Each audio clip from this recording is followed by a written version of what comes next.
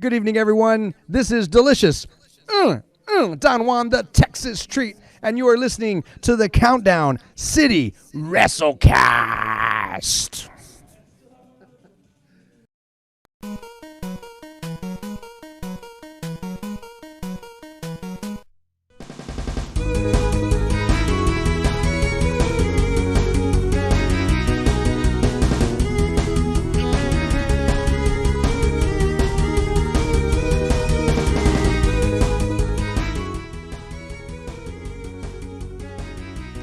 What's up, heels and baby faces? Welcome to another episode of the Countdown City WrestleCast.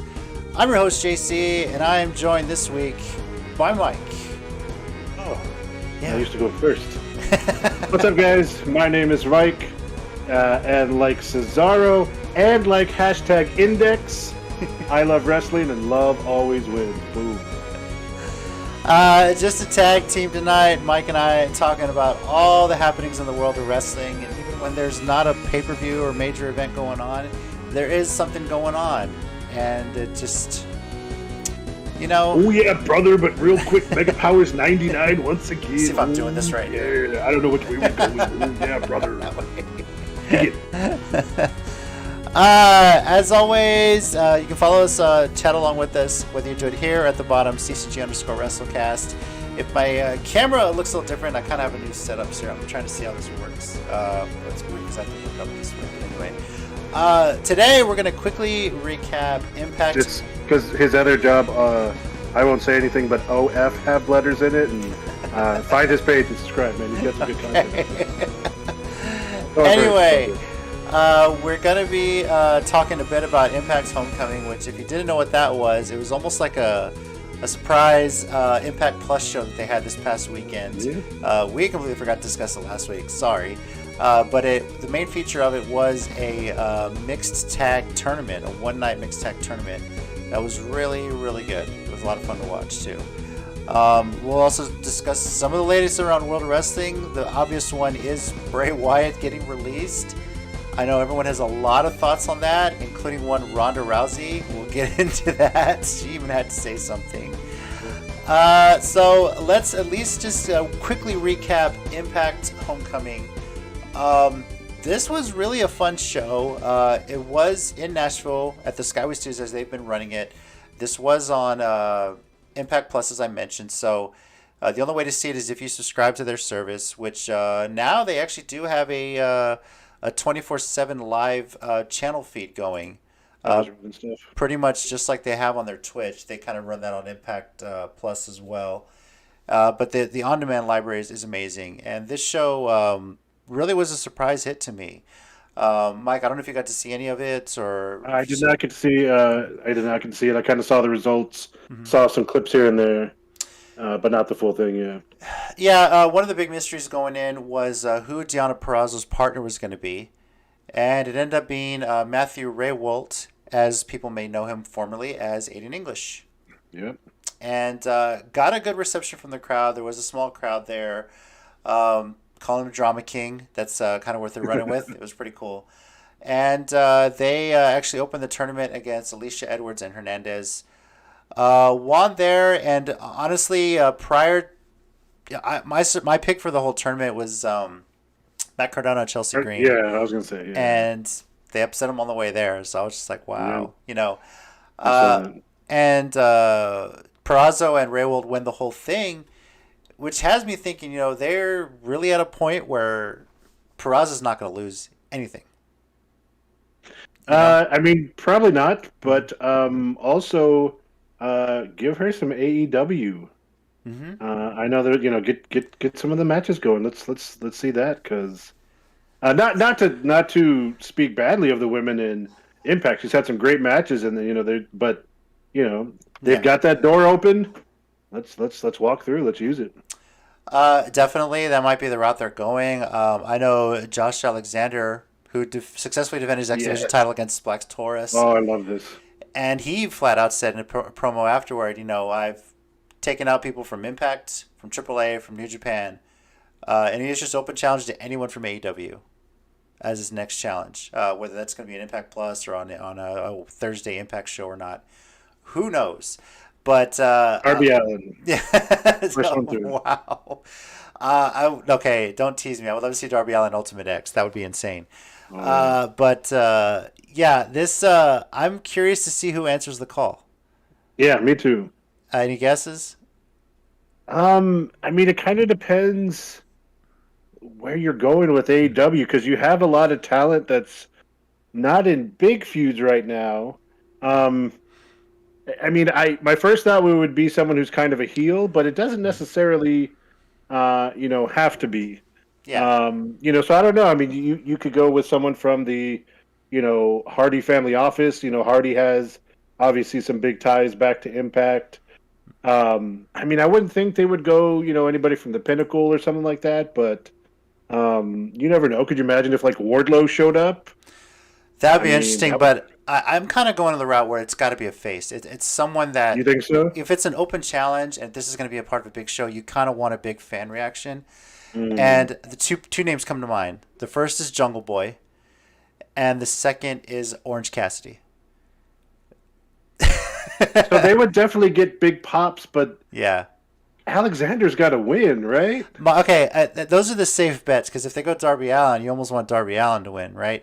But no. I think I want Alexander to win because I want him to be the cash in on option C, Right. and I kind of want, it might be a little bit underrated, but I kind of want Alexander versus Omega, and That would be amazing. yeah, they've already kind of made fun of, in passing, the X Division guys. I don't know if you saw the Right. little promo after the last pay-per-view they had, but Omega was running in a door. Alexander was cutting a promo, cutting with the doors, like, oh, it's one of those X Division guys, whatever.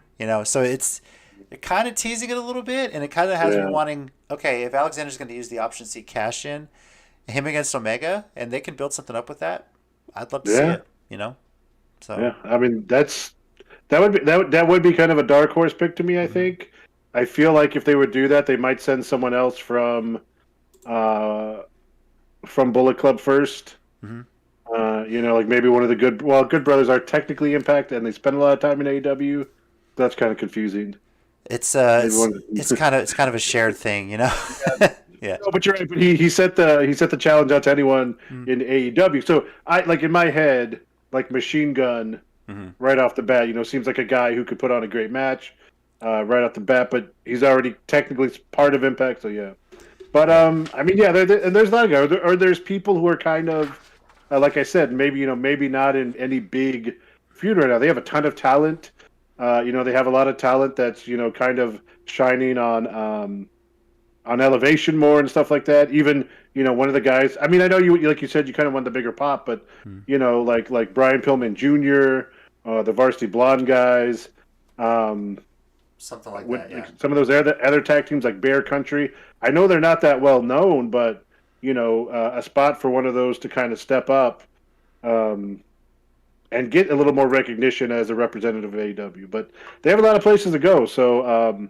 I'm all for it wherever it winds up. I mean, I don't think they're going to send someone that would be disappointing, and you go, "Oh, it's only that person." So, I look forward to whoever they do send.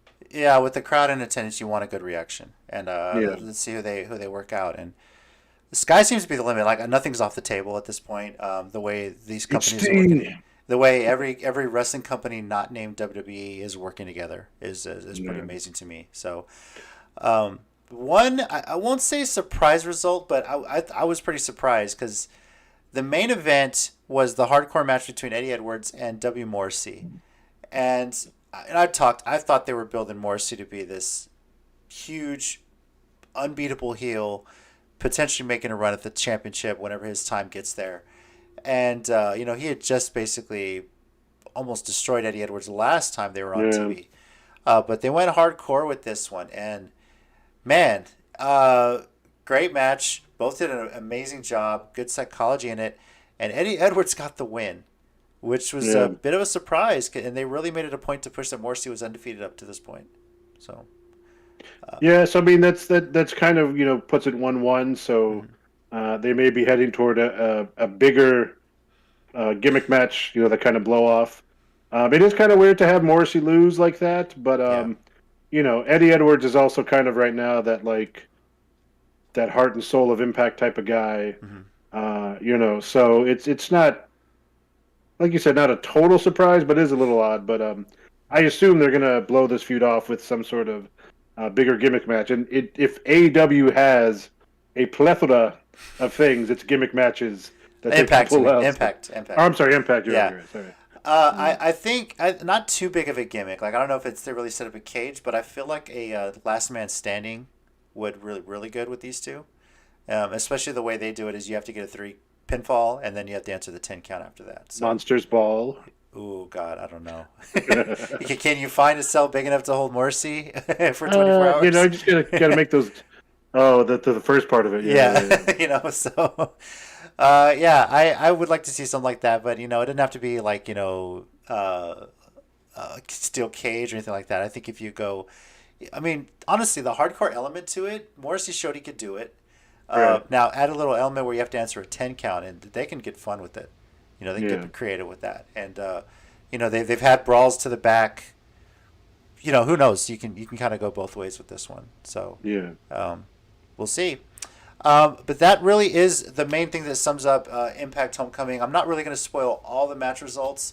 There were some surprises in there. I think Decay with Crazy Steve and the way the fans reacted. His opening round match where he teamed with Rosemary against Falaba and Tasha Steelz was hilarious. The interaction they got there. That alone is worth a watch on the first round. Yeah. But definitely check it out. It was a lot of fun. If you have Impact Plus, worth a watch. If you don't have Impact Plus, it's worth the signing up and to see what they have. And the video library is pretty impressive on that service as well too. So, what we're gonna do? We're gonna kind of stick to the tournament side of things and talk a bit about Ring of Honor, because they had a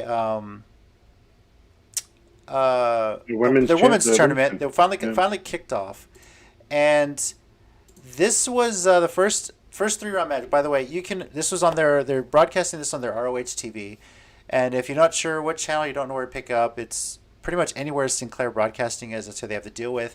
You can also go to the Ring of Honor website, rohwrestling.com, and they have all their TV episodes up there for free. But one of the cool things on this was they had 3 first-round matches.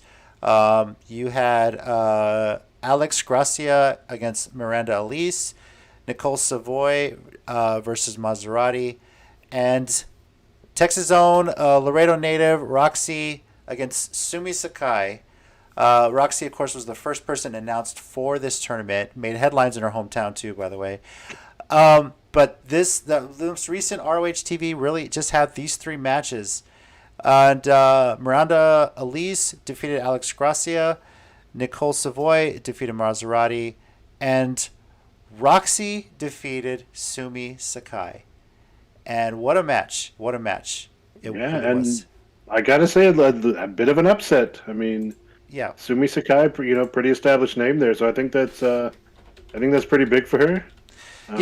Sumi Sakai was hilarious in the match. She kept kind of playing like the crowd was there. She came out and was kind of ghost high-fiving as she came down the ramp, and then at random times she would start clapping to kind of get the fans going and stuff like that. So she really did kind of play it up, and I think that was really hilarious. So hang on, I'm trying to actually pull the bracket up right now so I can show everybody at home who's watching. Here we go. Okay. All right, let me move this down here. Okay, let me show everybody the bracket as it stands right now. So the bracket right here. Angelina Love, of course, got to buy into the next round. She's kind of on the opposite side, and Miranda Elise and Nicole Savoy are going to be facing off against each other in the next round. But you can see the bracket there. I think Marty Bell and I forget what the Adore is short for. They're coming up pretty soon. I know there's one match tomorrow as part of their Women's Wednesday show that they do, and they have another couple of matches coming up this weekend on their next ROH TV episode. So, but they're planning to go through this entire tournament through ROH TV. Check it out, follow it along, and the matches look great so far. 3 matches in, they've done a really good job with this. Tournaments are fun, especially when you're crowning a new champion. Yeah. Mm-hmm. No, definitely. And and they're always going to throw some surprises in there. I mean, I think there's always some people or some women in this case, I should say, that people kind of suspect to get pretty far, but tournaments also allow you to showcase other talent that doesn't get as much time, or it's still pretty good, just not making it further in. But just like the Mae Young tournaments and the cruiserweights that NXT, and WWE had done several years ago. It's a great place to showcase and get some people in there. Like I said, even if you're losing first, second round, maybe get yourself some exposure and start putting your name out there. So it's fun, and you get to follow them through to the brackets, and I'm pretty sure, like I think you called this one or two shows ago, that you're pulling for Roxy to go all the way. So I'm pulling for Roxy, and if you go back and watch a lot of the vignettes that they've really pushed her experience. They've made no secret that she's only 19 years old. Hey, Tommy, there you are. Yeah, Nicole Savoy's still in it. He's commenting on there. And honestly, I feel like Sumi Sakai was the biggest hurdle she's going to face. And if you get by somebody who was a inaugural Women of Honor champion, I mean, she was the first one announced for the tournament, which is something special. And at this point, she'd only wrestled like maybe 2 matches in Ring of Honor. They mentioned that on the show. They, since she started wrestling, they even had the statistics on there. She's won like 57% of her matches too. So, why not have the prodigy Roxy win to start this off, like a young talent, and this would do nothing but do wonders for her career. But there's always the argument. People say, well, she's kind of young. She's been training since she was 13. So she joined Booker T School at 16 years old. So yeah, we always talk about pushing younger talent. I mean, what bigger way to strap the proverbial rocket to them than win something like this right out of the bat and just set the tone early on. I mean, either way, you have a lot of great women in the tournament.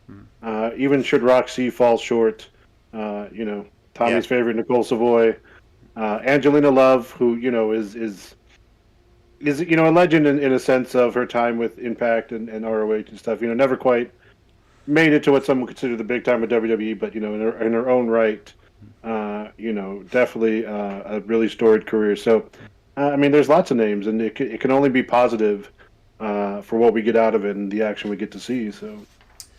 For the record, if Roxy is going to face Nicole Savoy, it would have to be in the final. By the way, they're on opposite sides of the bracket, and if she were to get to points of face Angelina Love, it would be in the semifinals as that works out. So, see how this goes. If it's Roxy versus Nicole Savoy, I'm curious to see where Tommy goes with that. Maybe he'll answer me in a second. So, yeah. All right. From there, let's talk AEW. That was kind of a main topic of discussion when we got together last week. And in a way, we kind of could bridge off of that because they made a few announcements. Obviously, the next day after we did our show, Dynamite was on. And they made the announcement that officially AEW Rampage will debut August 13th in Pittsburgh on TNT. And then when they announced the trademark of The First Dance, which is basically Rampage the following Friday in Chicago. Mm-hmm. And there were the promos. Darby Allin saying he wanted a shot at someone who called himself the best in the world. MJF kind of quoting the famous pipe bomb promo. So I know we know this is heavy rumored. It's nothing officially has been confirmed. A lot of people seem to think this is happening. Do you think this is them kind of trolling us, or do you think this is a done deal and we're going to see CM Punk very, very soon? Look, I got to be honest with you, and I know, Tommy talks about, people that complain about AEW all the time and people that, think it's going to die real quick, whatever. I do feel like, though, if this is a troll job and they don't actually deliver CM Punk, they're going to lose a lot of credibility, not with mainstream fans, but with their fans. Yeah. Because they're, at the heart of their fan base, it's wrestling fans, not casual wrestling fans who enjoy matches, don't just need names from 20 years ago thrown out to be entertained. We'll get to that later. And I know some show up, but they also want to see action. They enjoy the move. They enjoy the the spot fest now and then, and that's fine. But I feel like because it's not just like they're having one show. They book their week in Chicago, and then they have the pay-per. It's like it's not all in one week, right? It's like they have Dynamite and Rampage, and then like the next week they come back to Chicago for All Out or something like that. Yeah. Or a couple weeks later. So they're hitting Chicago big, hard, and fast, over time, and you're teasing it. Like you can't come back later and be like, oh, I don't know what you're talking about. Like you're teasing it. The word's been out. If you don't have it, I think that's going to look real bad. I think that being said, I think they do. Yeah. Like, I think he is showing up. I'm just saying, on the off chance that it's not and it's a troll job, that's going to be worse than the sparkling ring ending, and that's probably their worst thing just visually. So far. But this would look pretty bad, yeah. Yeah, and they're making a big deal of this, and this is the show right before, because the next night is WWE SummerSlam in Vegas, and the night after that is NXT TakeOver, also in Vegas. I'm pretty sure. I think. I don't know. They haven't really confirmed. I think it might actually be back in Orlando. Oh, that's a good point. I don't know. Yeah, because normally you think they would do SummerSlam on a Sunday, but for whatever reason they have it on a Saturday. Maybe that's a preseason thing. I'm not sure what the NFL is kicking back up. But this is your last. You have SmackDown, then people are going to flip to watch Rampage, and you're basically going to give them a mini pay-per-view. You're calling it the first dance. And CM Punk showing up is going to be the talk of the weekend. And you're whether WWE tries to say AEW is not competition at all, or look at him. And I love Chris Jericho's response to say, well, we don't look at WWE as competition. Great job with that, by the way.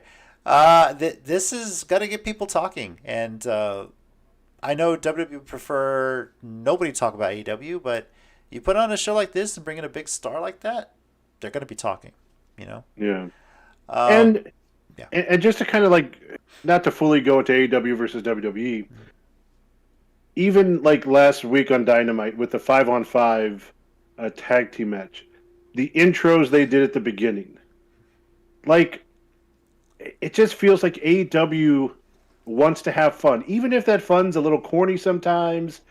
Even if you're like, oh, I'm a diehard wrestling fan, I need to, like, if that's not for you, that's fine. But like, the cowboy entrances for the Dark Order, and then the Space Jam tie-in with TNT to the Elite. Like, it was fun. And guys, wrestling's supposed to be fun. I know we come on here and we complain about it a lot, but it's supposed to be fun.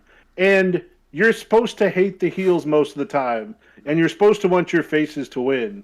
So, when you're like, oh, the Young Bucks are just acting like a bunch of dorks, and they're acting like the Toon Squad or whatever. Yeah, that was the point. They were supposed to be schmarmy heels, and you were supposed to get annoyed by it, but it was fun.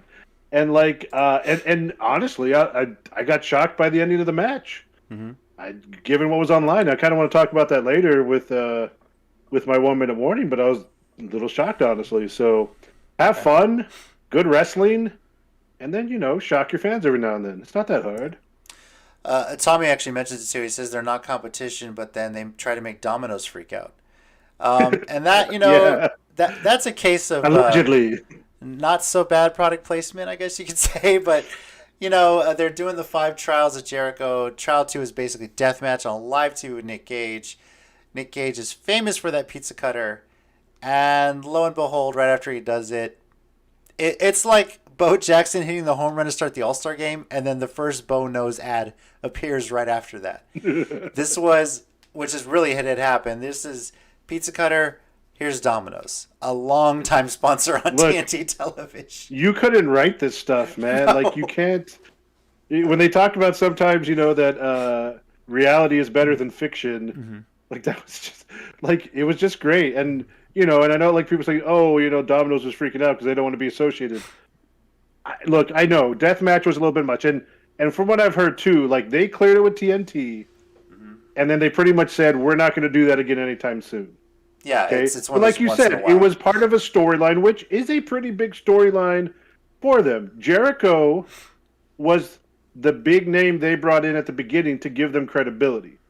And whatever you feel, whatever people feel about Jericho, he's still a pretty big name. And what he was willing to do in that match as part of the storyline, which continues to put MJF over, like, I mean, he's 46, or is he 50? I don't know. He's Up older. there.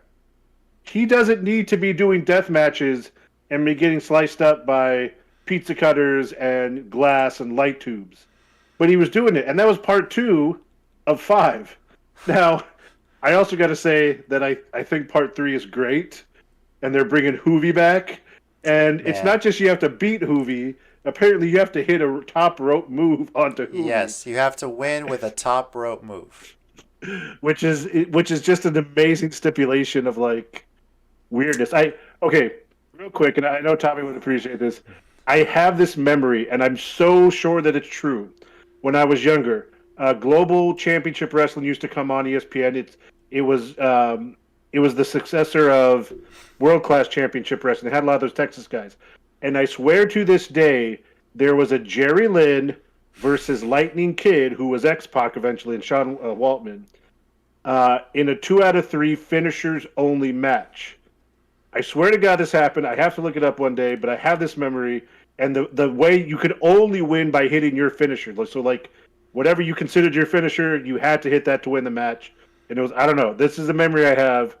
But I just think stipulations like that every now and then, obviously not all the time, because you overdo it, but something like you have to win the match in this very specific way, that makes things more fun. It makes it interesting, so...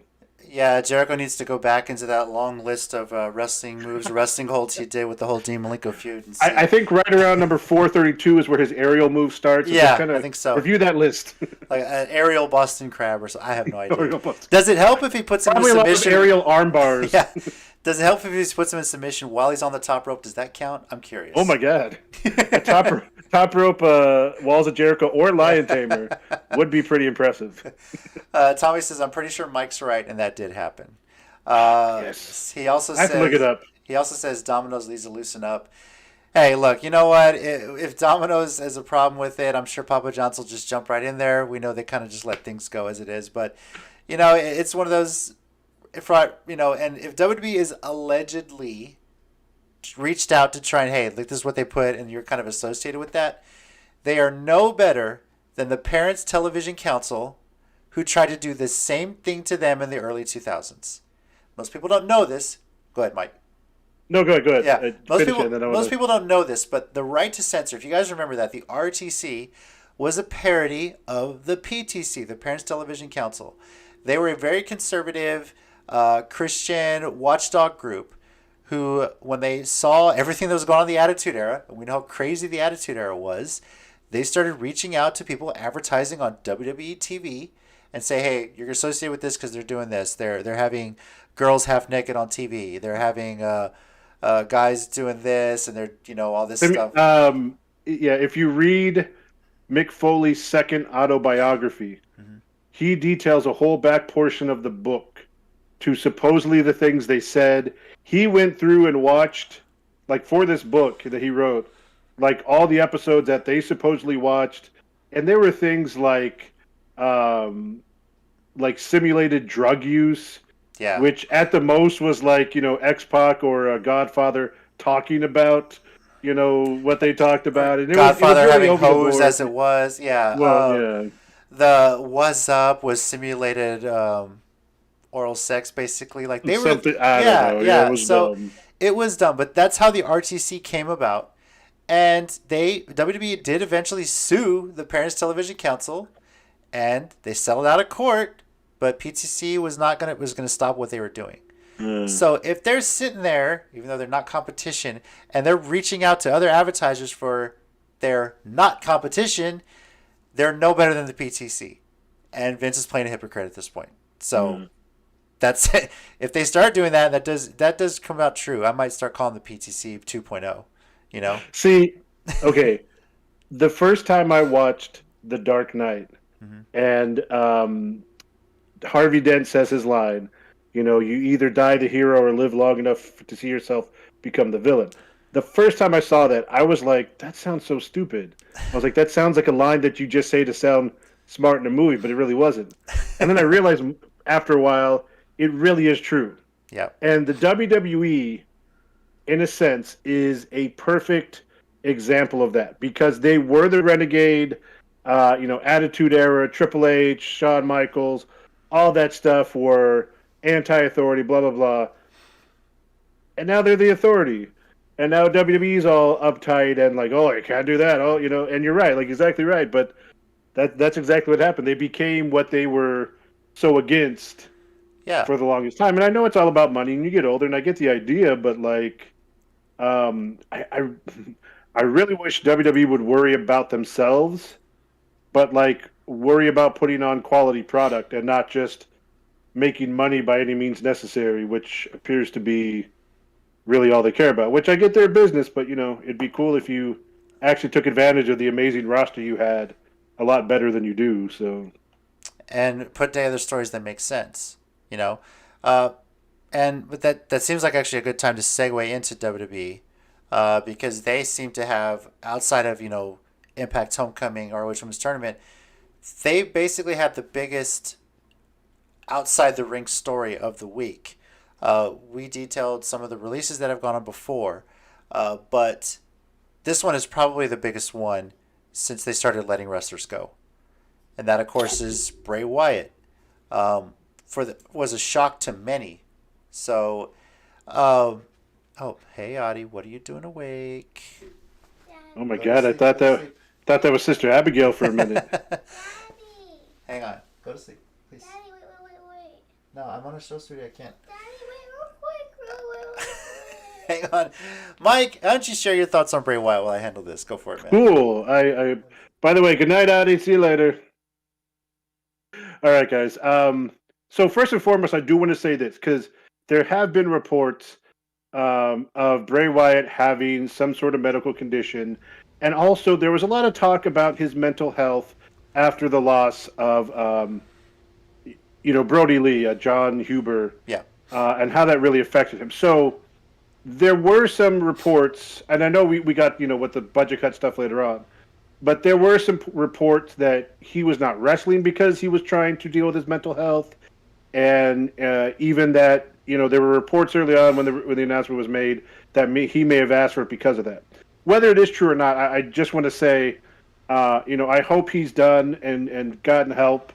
There seems to be a great support system among the wrestlers because a guy like Brody Lee was loved by everyone apparently. Like AEW, anybody who's ever met him had nothing but great things to say about him. And in a very similar vein, Bray Wyatt, Wyndham Rotunda, seems to, in the same way, be very liked by most people, especially in the wrestling business. So, before we get to the budget cut part of it, if he was dealing with mental health issues or stuff like that, I severely hope that he got the help he needed, got the support he needed, because I think we've all experienced losing someone close to us, someone we consider a friend or a loved one or family, and it's not something you get over in a month or two. It affects you for a long time. So I hope he's been able, if that was part of it, to get help with that.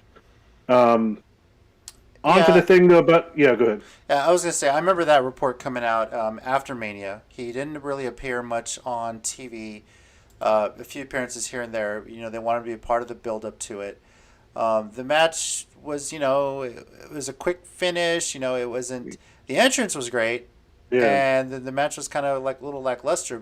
And they seemed to be upset with him. But he kind of made it known he's not in a good place. That was one of his best friends. Even his message to John Huber after he passed, you could tell it hit him hard. He was real. It's like, we were supposed to grow old and play this Wyatt family gimmick on the indies in our 50s and 60s, in their old age. And not going to lie, I kind of would have hoped to be around in my 60s and 70s watching these guys do it and seeing if it would scare my grandkids. That would have been something. Yeah, so that was one of his best friends. And as much as WWE likes to say they're family, they realize that these guys are all family, more so than they are with the execs. But Bray Wyatt was surprising. He apparently a month ago had been fully cleared. I guess he had gone to therapy to deal with what he had been dealing with. He's getting healthy. He's making a return. They're setting something up pretty soon, for why else did you keep this gimmick alive with Alexa? Nothing against Alexa. She's doing a great job with it. But for people to say that she stole the gimmick and that's the reason they let him go, no. She was given the gimmick and she's doing her job. Yeah. Alexa's and she even posted too. And I know you're going to cover that, but she posted. Yeah, she posted. Yeah, let me find it. I can start with hers actually. Let me pull it up here. You don't have all her stuff just saved right there in I the don't, folder? because there's a lot of people that have talked about this. No, I meant all of Alexa's social media. No, I don't. Hers is one of the quick first. links. But she said, "I'm really at a loss for words. Thank you so much, Wyndham, for everything you've done for this company. The most fun I've had is working with you. Such an amazing talent and the most kind person. I'm just in shock." And I really do feel bad for her because probably the two people she's had a lot of fun with working have been Braun Strowman and Bray Wyatt. Mixed match stuff, yeah. Yeah, the mixed match stuff she had with Braun was hilarious. Yeah. It was so good, In fact, I saw a video the other day of when there was like a backstage interview or whatever, might have even been online, when they formed the team and someone's like, "We got a partner for you," and it's Bray or whatever, and you could just tell from there like it was going to be funny and they played well off each other. Yeah. But yeah, I mean that's a good point. Like I know we give you a lot of crap for that, and we've talked about her booking at different times. I wasn't a big fan of what they were doing with the character, but she was doing her best with it, and was really doing great performances. Like I wasn't a big fan of what they were doing with it, but what she was doing as it, like her part of it, she was killing it. Yeah. Even the setup to get there and the transition and all that, but I mean. The Wyatt family thing was amazing. Yeah. I loved it. It was creepy. The new face of fear. I loved it. Yeah. And a part of me did want him to beat Undertaker at Mania that one year to kind of pass the torch. Taker had just lost to Lesnar the year before. He hadn't been on there. This is a good passing the torch moment, but they had him lose to Undertaker to have Undertaker lose to Roman Reigns like the year after. It didn't fully make sense to me, and or maybe the Shane McMahon thing was in there somewhere too. But eventually, Taker lost to Roman. But I don't know. I felt like this was your guy. This is your where the Undertaker is going to be able to move on is through this character. And then the Fiend came about, crazy as hell. Like my son would get scared. That was kind of the intent, right? The only bad thing about that was the heat lamp. We joked about it, So. I mean the heat lamp, and then using the Harley Quinn style oversized mallet. Yeah. That's like you said, that first time was it SummerSlam or Survivor Series where he debuted? I can't remember. Yeah. I don't remember. He comes out and you see the lamp and you're like, what? That's his head.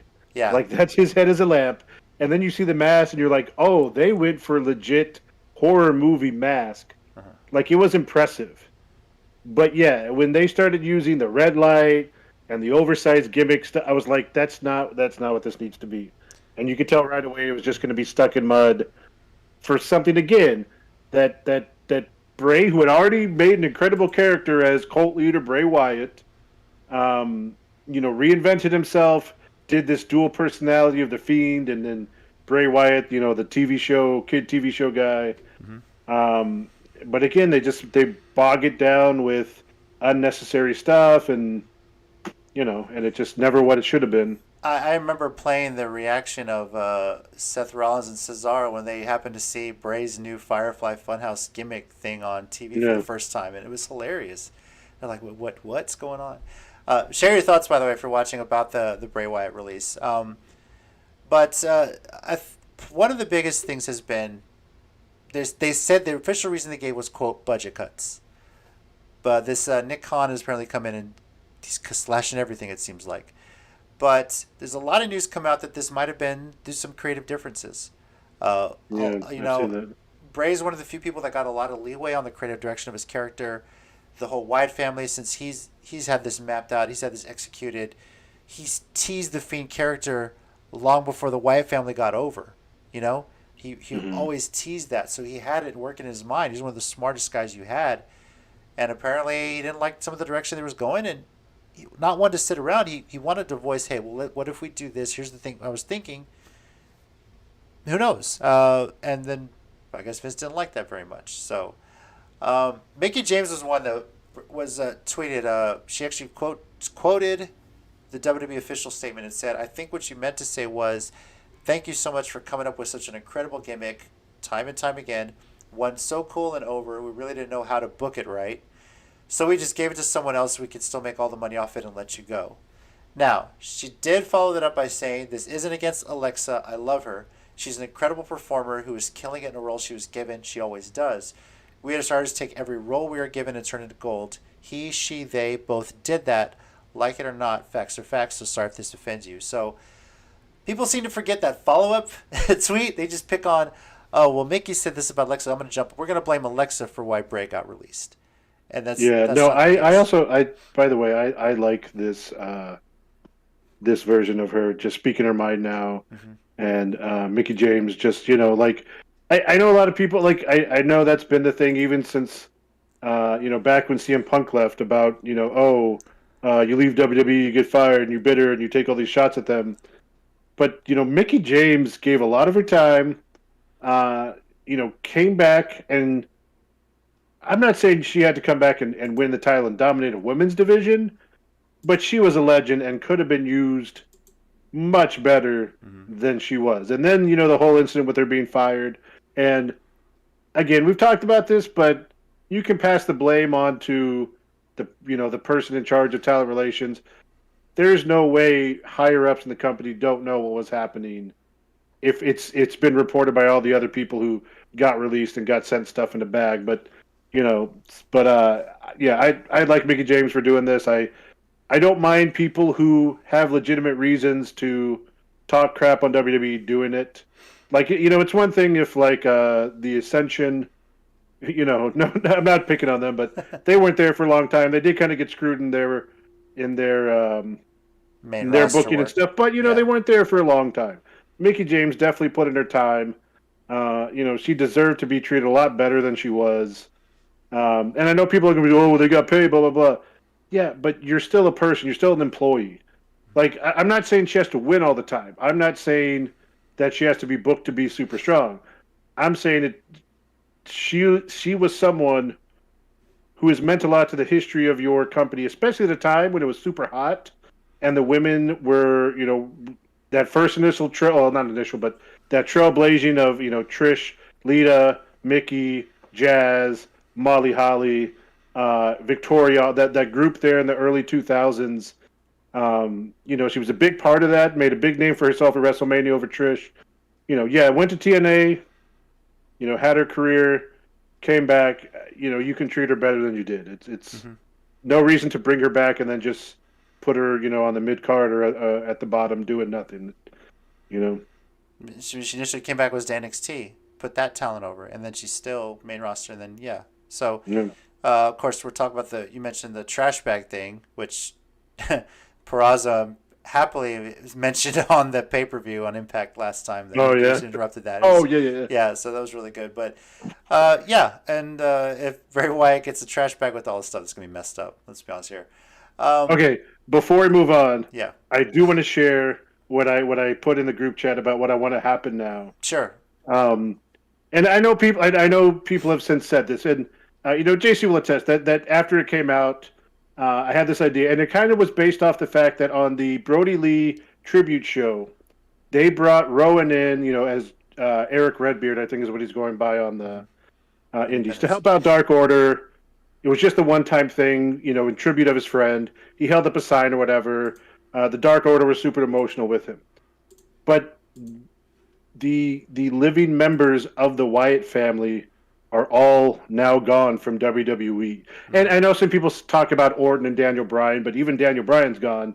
And Orton, I know, is a short thing, but I'm talking about the main members. I'm talking about Wyatt, Brody Lee, Rowan, Rowan Harper, and Strowman. To me, those are really the main members of the family. So what I just think would be really cool, even if it's a one-off, even again, just as a tribute to Brody Lee since he started the Dark Order, Dark Order's been feuding with the Elite. And with all due respect to the Dark Order, their stars at AEW's trying to build up. John Silver, Evil Uno's been an indie guy for a long time, him and Grayson. But obviously, I think to most people, they're not necessarily seen on the same level as the Bucks, Omega, maybe even Hangman, not Hangman, Gallows and Anderson. Right. But I think it would be really cool one time for the, and I know you probably have to wait 90 days, and maybe the timing doesn't work out anytime soon, but I just think it would be cool to see the Elite beating down the Dark Order, feeling like there's nobody left, and then -1 steps into the ring. And of course, the Elite's just laughing at him because he's a kid. We don't want to hurt them, right? Yeah. Lights go out, light comes on. It's Wyndham Rotunda, Eric Redbeard, and what's Strowman's real name again? I forget already. Just call him Braun Strowman. Strong. Just call him Braun Strongman. Braun Strongman. Yeah. It's those guys taking out the Elite one time in honor of Brody Lee, their fallen brother Harper, and doing it for -1 for his son. I just think that'd be super cool. I know there's contracts and timing and 90-day releases, but I just think that would be a cool little tribute kind of thing to do. The 90-day expires about a week or two before Full Gear. I actually did the timing on it, and unfortunately, it's the 90 day if it is the full 90 days, which they're probably going to hold him to it because they don't want to get anywhere. But in the meantime, feel free to just throw whatever promos you got out there, Wyndham, because you have a beautiful mind for this. I want to see what creatively you can come up with. Well, he already put something up about the Cult of Wyndham. Yeah. Kind of like a teaser thing, so that, yeah. Work on that. It's not in time for Bound for Glory, so Impact's not going to be able to work with that. But it is just in time for AEW Full Gear, which is in early November. So that does kind of work out there. It basically expires right before Halloween. Appropriate, right? Right. So that's going to be probably the pay-per-view everyone's circling now to see what they do from there. Yeah. We already mentioned Punk and AEW. That seems to be set up this month. Bryan Danielson, it's rumored, is September after All Out. Right. And, here comes the Cult of Wyndham, as you mentioned, potentially in early November. Yeah. Real quick before we move on, too.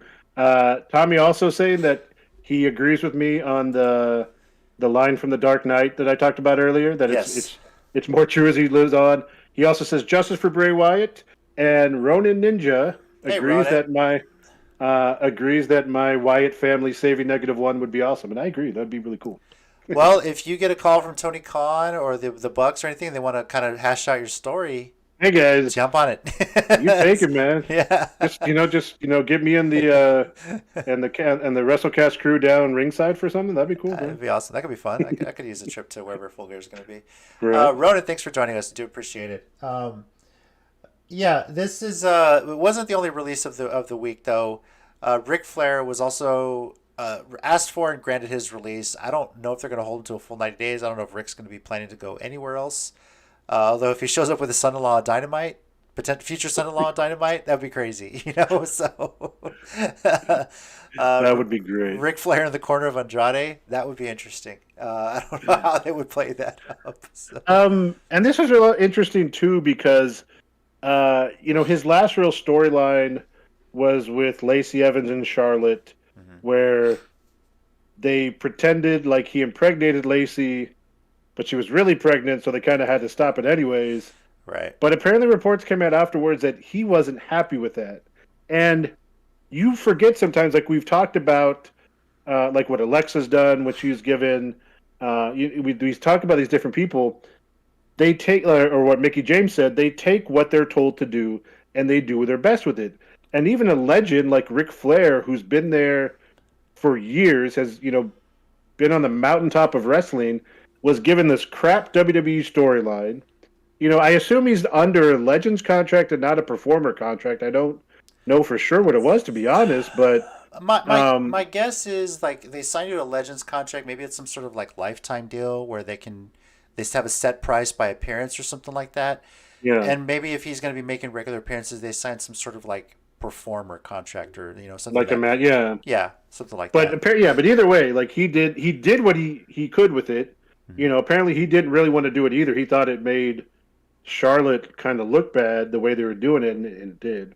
Yeah. But yeah. So I mean, I again, I kind of like I know it's easy to crap on WWE, but it just seems like it happens so often with people complaining about stuff. They get released and like, well, actually, a lot of people don't like this story or didn't like this, but they did it because it's their job and they're going to do the best of their abilities. So that just, I mean, it seems like a great environment for those guys on top, and maybe not so much for the guys in the middle and everyone else, below them. So I don't know. That's kind of the what I get from it.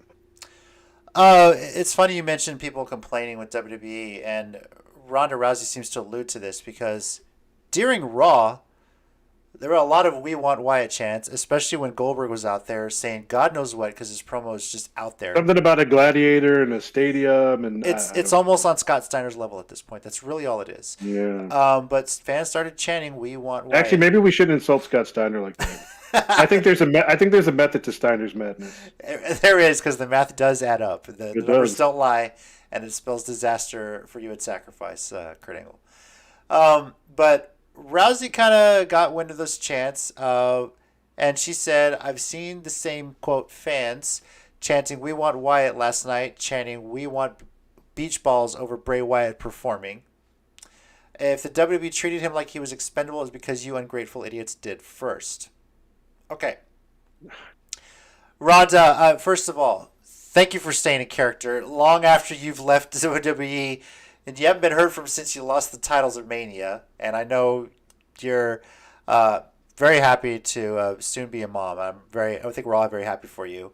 And I won't say a bad thing about you because you had arguably one of the best rookie years anyone in WWE or in wrestling for that matter has ever had. But we're gonna break down what she said about the whole beach balls thing. First of all, I don't think the beach balls should be on WWE television. I think it is completely disrespectful. Cesaro made a point to take care of two of them when that happened. That's true. That's now, true. And I'm sure people were chanting "We want beach balls." It was probably the Raw after WrestleMania, and I don't know if it was because Cesaro had destroyed a beach ball, and the next match happened to be involving Bray, and the fans were just crazy. Whatever. Look, if anybody knows the exact moment that if it's an actual thing she's alluding to, or she just kind of made up the scenario, let us know. Someone look it up and let us know. Because, I mean, I could believe it could happen, but you're right. What you're saying, I think, is more spot on. It was probably one of those WrestleMania shows.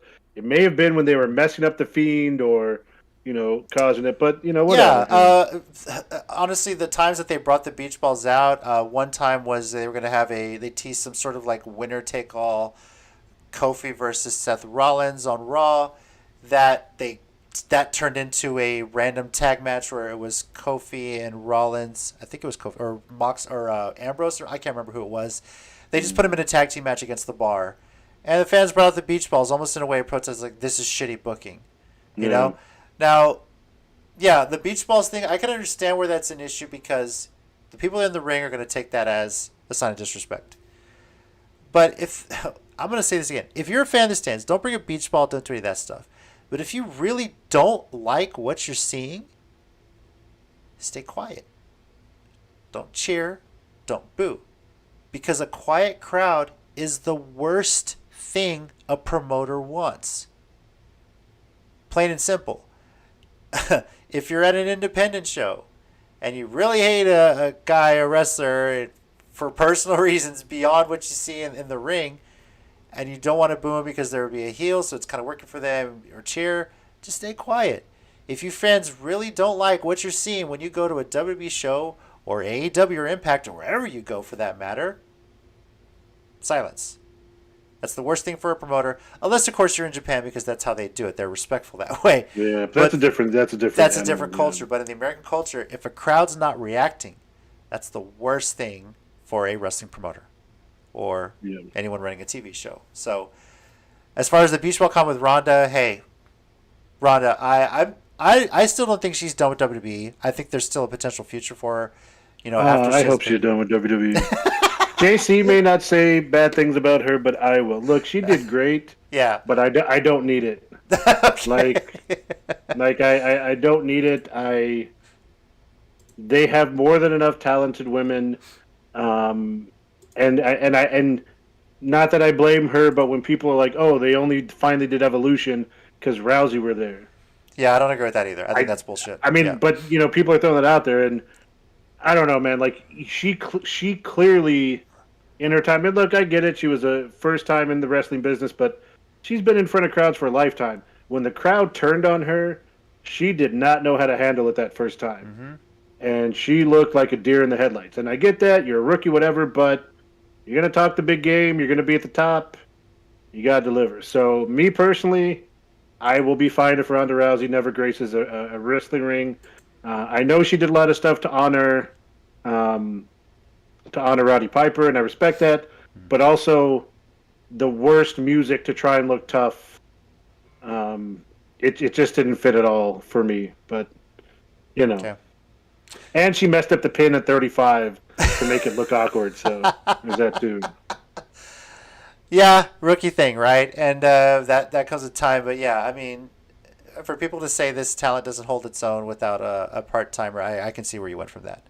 I think I respect Ronda's time because she did put in the work. But yeah, if this is it, that's it. I think we need another evolution. If this Queen of the Ring tournament is going to happen, it does need to happen with the talent you have there. Don't start bringing in legends or whatnot.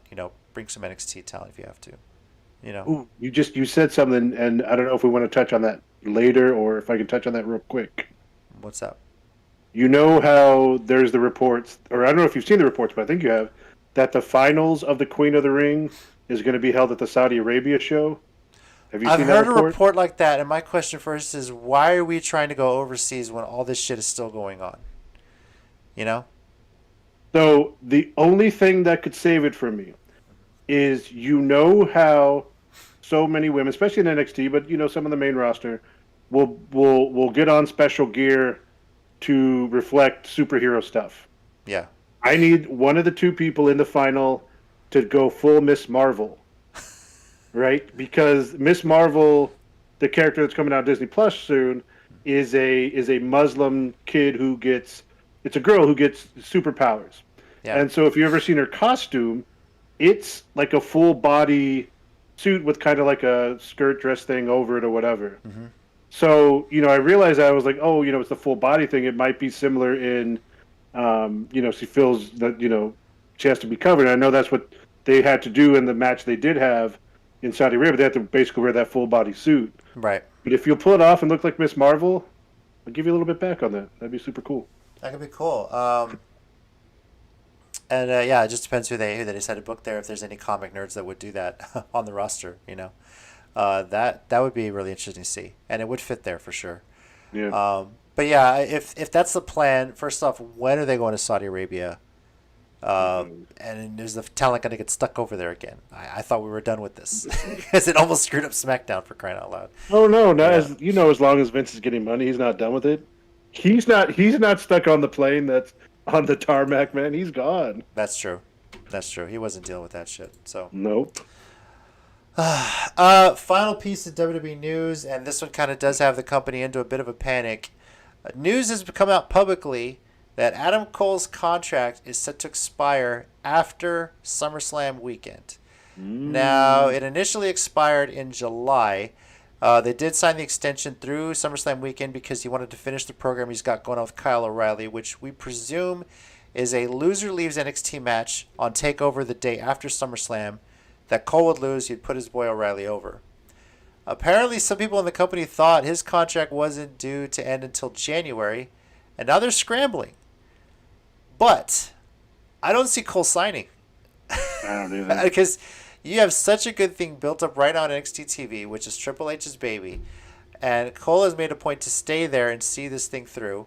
The Undisputed Era is long gone. I think if he finishes this program with Riley and that's the route they go, and he sees where some of his other friends are going, once he's done with that, he could literally show up the following Wednesday or Thursday or any day, wherever he wants, because he's not going to be held to any sort of 90-day release.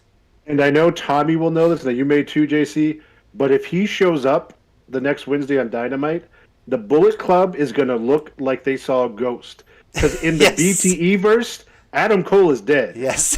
So if he shows up, Omega's going white. The Bucks are going white, and they're gonna freak out.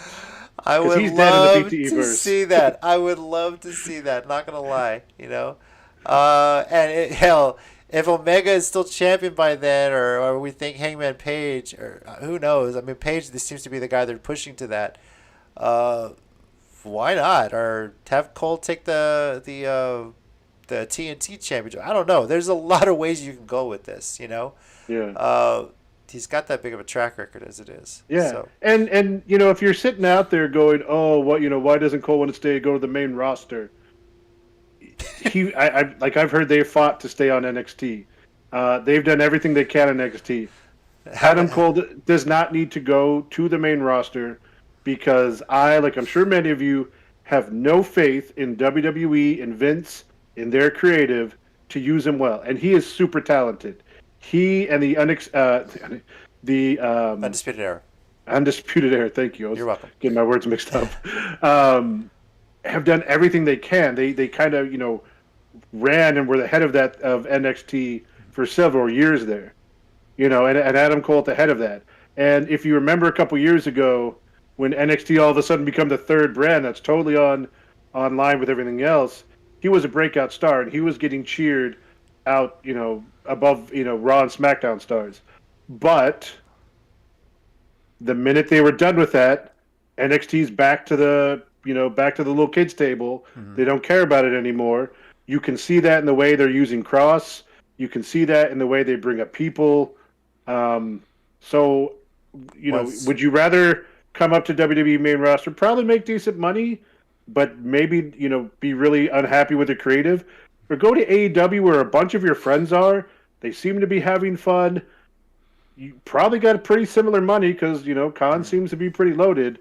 And even if you're not TV competition for our SmackDown, probably just going to have a better time and be happier, which, in the end, money, happiness, it's up to you. But, you got choices to make. And I feel like a lot of people now, especially after this last year, are choosing happiness and health over money. So yeah. And if people are wondering, well, why wouldn't he want to go on the main roster? Well, I can give you a few reasons. The Ascension, Aleister Black, Ember Moon, Tyler Breeze. I'm going to take a nap. Just let me know in a couple hours when you're done with this roster. Pick anyone that's been called up and their careers went nowhere. Because that seems to be what happened. Call an AEW, please. Right now, Tommy. Rusev, I think the highest profile names we've got out of NXT that have gone somewhere have really just been Kevin Owens, Sami Zayn, and Cesaro. And even then, no, Cesaro. He was on NXT for a while. He was on NXT for a while, but did he debut on the main roster and then kind of go down there once? He was still going back and forth, and he was the first match on the first NXT Takeover, which was the first pay-per-view on the WWE Network, which was him against Sami Zayn. Right. Tommy says, plus Cole's girlfriend's in AEW. Of course, she's the women's champion over there, Dr. Britt Baker. Tommy says Keith Lee, Shinsuke Nakamura. The list goes on and on. The list goes on. Is that we could have a whole another show of just listing out AEW ones and Bobby Roode, Tommaso Ciampa. Come on. And the thing is, guys, Triple H made NXT such a great product. When they really hit their stride, and the NXT, and even the NXT still shows are usually still better or on par with the main roster, if not better. They're still better, yeah. But they were just hitting that stride for a while. NXT Brooklyn, NXT, all those takeovers and stuff that were just amazing, and you get invested in these characters, and then they come to the main roster, and yes, some of them had success for a while. But like he's been listing, a lot of them, it was kind of, and then boom. And none of them, Nakamura won a world title, but it didn't last long. He lost to, he win the world title or just the... No, he went undefeated, so then he lost, I think, if I'm not mistaken. He lost... Okay, I thought he had the title for a short reign, but maybe you're right. But he lost to AJ, then he started, becoming Mr. Low Blow. Yeah. Which, that's a great gimmick for Nakamura, just low blow everybody. And you're right. Kevin Owens may be the most successful, and sometimes it seems like he has more fun when he goes down and does special things with, NXT. Like he joined for that War Games. the War Games match, and he was live tweeting the show tonight. Yeah, so he Seemed still to be having a watches. blast with that. So, Yeah. and speaking of that too, there was a funny promo where he's backstage. He cut a commercial or a promo talking about he was going to live tweet it, and Aaliyah goes, "I've been here 6 years," and he was like, "You've been here 6 years. I was here when you started," and she's been down there forever. So, There's a lot of reasons not to go to the main roster, and Adam Cole might be better suited to go to AEW. He is perfect for AEW. Oh, yeah. I mean, without a doubt. Tommy says Nakamura won the Rumble in the U.S. and the IC titles, never a world champion. Okay, And, yeah. I was just maybe that was alternate reality I was in. Sorry about that. That was a variant timeline. Yeah, that was a multiverse. That was a multiverse title, timeline. So, that's kind of where it's at. We'll see how this all plays out. Everyone's going to be keep it circling full gear at this point to see what they're potentially going to do with the Cult of Wyndham. How are they going to book Cole's potential exit from the company?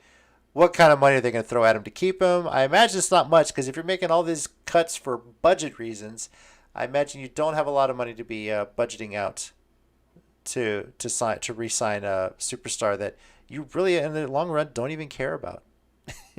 So, all right. With that, seems like a good time to get into our 1 minute warning segment here.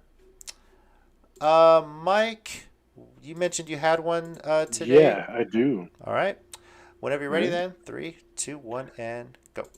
All right. I have stated before that my 2 favorite storylines in wrestling right now.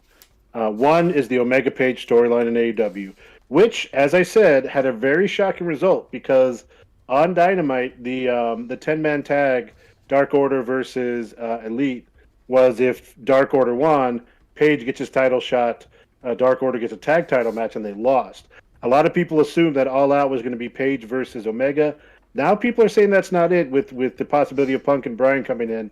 Don't mess that up, AEW. You're right there. Don't let it linger too long. And I mean that seriously. Don't put it off too much. Yeah. My second favorite storyline is in NXT, and that is Index, the love story of Indy Hartwell and Dexter Lumis. So spoilers for tonight NXT's if you haven't seen it yet, but there was a match between Dexter Lumis and Johnny Gargano, lover her leaver, and to my surprise, Johnny Gargano won. And Indy Hartwell at first looked heartbroken. I was sitting there going, really, dude, after all that? But as she started walking back with Johnny and Candice, she just couldn't help herself. She turned around, she ran into the ring, and she jumped Dexter Lumis. Love conquers all. I don't care about your match stipulation. Hashtag Index lives, and that's the ending we all need. Because when you're good at wrestling and storytelling, when you can get a creepy, stalking abductor as a sympathetic babyface who deserves the woman in the end. What can I tell you about storytelling, man? It just works sometimes. Good stuff. I like this. It's stark contrast to your 2 favorite storylines in wrestling. It's great. So it really is. Yeah. Tommy says Nakamura winning should have been the sacred timeline, in his opinion. So Tommy, just imagine Nakamura with the belt up high, and then behind him a little orange door opens up, and here come a couple of TVA agents like, nope, sorry, ruining this timeline. But Nakamura, on the bright side, probably akin Sasha to Ayola, or to the big monster out there. He's probably hanging out with the Loki variant, so he's probably cool. World champion Nakamura out there. Now, for my 1 minute warning, I got a little something to share, and this is for Mike. It was something that was done for his birthday, and he has seen this, mind you. I will mention that he has. Tommy, yeah, be ready. Be ready, Tommy. You're gonna love this, but here we go. Hey, what's up, Mike? It's Jeff Cobb here from New Japan Pro Wrestling. First off, I wanted to wish you a happy birthday. So happy birthday.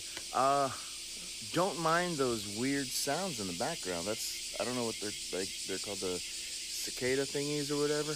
Anyways, I just want to send you a little birthday shout out from JC and Tina. Sending you a birthday shout out. I don't know if it's the day early or day of. Or actually, your birthday is July 24th, so are you a Cancer? Because I'm a Cancer as well, man. So, just wanted to wish you a happy birthday from Japan. And it's hot hot, getting ready to start my workout. So I got to stay sharp because one of these days I plan on being the IWGP Heavyweight Champion. So I have to train hard for that because I got to go throw Okada around. That's right. In about a few weeks. Damn right. So hopefully you'll watch. That's right, Tommy. And I know that JC and Tina said that you're a fellow big guy, just like me. Damn right. It gives you hope that you with the agility. So maybe I don't know. Maybe you go to a trampoline place and practice some moonsaults, man. But anyways, I'm going. all the way from Japan. It's Jeff Cobb saying happy birthday. Have a great one. Eat a lot of cake for me because I can't. I got to be a good boy. But I did, Jeff. I did. Oh my gosh! Thank you so much to Jeff Cobb for that. Yes, thank you very was much. amazing. Thank you, JC. And Tina as well. Tina, Yeah, really, thank you, we Tina. Yes. were scrounging Cameo. Who the hell? I mean, as you guys might know, when I had my 40th birthday in March, my sister, with Mike's help, got Darby Allin to do a Cameo message for me, and that was really special. I thought it was really awesome. And let me. There's Tommy's reaction. Yo, that's pretty cool. Damn it. So we did try to see who's available to do a Cameo. Cesaro charges up the ass now because WWE wants a cut. Unfortunately, Jessica McKay's not on there. Thought about trying to get a Steiner Math promo, but not sure how that worked out. But Jeff Cobb was on there, and I jumped. I was like, this has got to be it. So thank you. So thank you so much to Jeff Cobb for that. That's pretty awesome. Did you take some time in the heat with the cicadas, which you can hear when you sometimes when you watch the throwing Olympics. Okada around, Tommy, all around the ring, tour of the island. Tommy says Coming. that was cool until the Okada thing. Oh man, so cool! That was such a proud thing. Tina and I were so excited when we got the message that it was ready, and happy to share that with you. So, happy birthday again! We're 40. You and I have been best friends since high school. We've known each other since middle school. If you would have told me back then at 40 we'd be sitting doing a YouTube show talking about wrestling. I couldn't imagine. I would have like, what's YouTube? I'm like, what? Yeah. I'm on ESPN? The Ocho? I think Google was just getting started back then too. It's, Right. it's crazy. So we just needed a search engine to rival Yahoo, and that was it. So, but yeah, thank you, and I'm glad that Thank came you. out well. I Thank was you. so happy that did. So, Thank you, Tina. I know you haven't been on in a while. But thank you. It's just get ready for Appreciate school it. year, man. It's gonna be hell. So Yes. yeah. Our Twitter account again, guys, at @CCG_WrestleCast. Thank you, everyone, for joining in, live chatting with us, especially you, Tommy. I know you weren't able to make it this week, but pretty appreciate you joining that. And I'm glad to see you typing out your reaction to this. Next week, however, we are going to be talking about New Japan Pro Wrestling's Resurgence, a pay-per-view they have coming up next Saturday. And if you want to talk about the Forbidden Door, there's a lot of them that have opened to get into this show. So, Tommy, if you can't make the show next week, just send me all your notes, and then I'll pretend like it's totally my ideas. Well, I will know this might be when we make some serious picks because this is taking place on U.S. soil. So, this is going to be fun to watch. Moxley, I could mention he's going to be there. New IWGP U.S. champion Lance Archer is going to be defending it there. So, it's a lot to talk about. It's going to be a fun show. And see what else, other kind of wrestling news breaks in the time being between that. So, if the last few weeks has been any indication, something's going down. So. yeah. So we'll see how this gets going. Thank you, everyone, again for joining us. Let me get the music going here. All right. Over here, we got Mike. Thanks, guys. Be good to each other. And I'm JC. And as always, heels and baby faces, remember, pro wrestling is real. People are fake. fake. Yeah. See y'all. Be safe, everybody. Tour of the island.